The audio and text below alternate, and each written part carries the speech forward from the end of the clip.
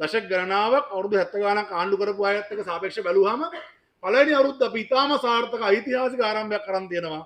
ඉතින් අපිට ලොකු දුර ගමනක් යන්න පුළුවන්. අන්නේ ලබාගත් ජයග්‍රහණවල ප්‍රතිලාභය තමයි මේ ජනතාවට ලැබෙන්නේ.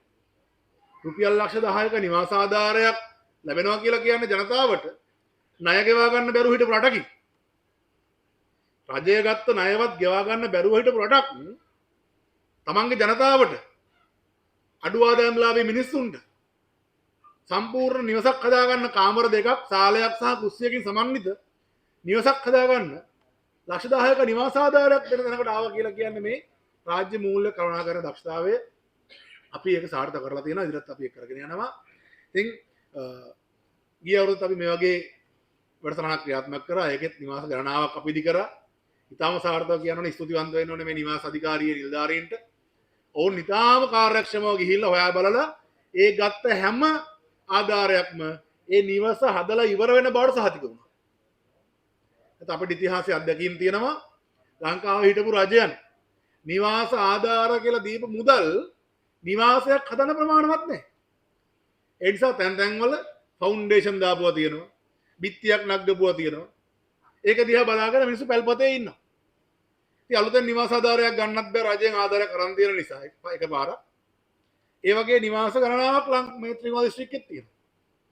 ඉතින් ඔබලාට ලබා දෙන මේ ආධාරයට අමතරව අපි මේ අවුරුද්දේ තවත් එවැනි නිවාස 101ක් හදන්න ආධාර දෙන්න යනවා.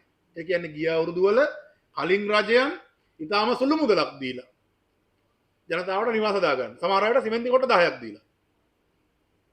සිමෙන්ති කොට 10 විතරක් හම්බෙච්ච අය ඉන්නවා. ඒක අරන් ෆවුන්ඩේෂන් එකක් දාන්න පටන් අරගෙන එතනින් හැට කරගන්න බෑ. සමහර අය ෆවුන්ඩේෂන් එක විතරයි කැලේ වැවිලා දැන්. මේ අවුරුද්දේ එහෙම අය 101කටත් ගෙදර ඉතුරු ටික හදලා සම්පූර්ණ කරගන්න අවශ්‍ය කරපු දල් ටික දෙනවා. ඉතින් ඒ වෙනුවෙන් සෑහෙන මහන්සි වුණා මේ නිවාස අධිකාරිය කරුණාකරතුමා ඇතුළු මේ නිලධාරී මණ්ඩලය. ඒ හැම තැනකටම බලලා ගිහිල්ලා හොයාගෙන ඒවල ප්‍රතිලාභලාභීන් හොයාගෙන උන්ට දැනුවත් කරලා කැඳවලා රැස්වීම් තියලා ඒ වගේ තමයි ඔයාලගේ. අනිවාර්යයෙන්ම ඔයාලගෙත් ගෙවල් වලට මේ නිලධාරීන් ඇවිල්ලා ඇති. ඇවිල්ලා බලන්න ඇති. ඇත්තම නිවසක් ලැබෙන්න ඕන අයද මේ කියලා බලන්න ඇති. අපි කොහෙන් බලන්න කියලා. තාත්තේ බලන්න කියලා අපි කිව්වා. ඒ වගේම තමයි දැන්ටමත් මෙතන බහුතරයක් දෙන ෆවුන්ඩේෂන් එකක් දාන්න පටන් අරන් ඇති. එහෙනම් අපිට ඕනේ නිවාස ආධාරයක් දුන්නා කියලා කියාගෙන වැඩසටහනක් කරලා අතමීද කරන්න නෙමෙයි.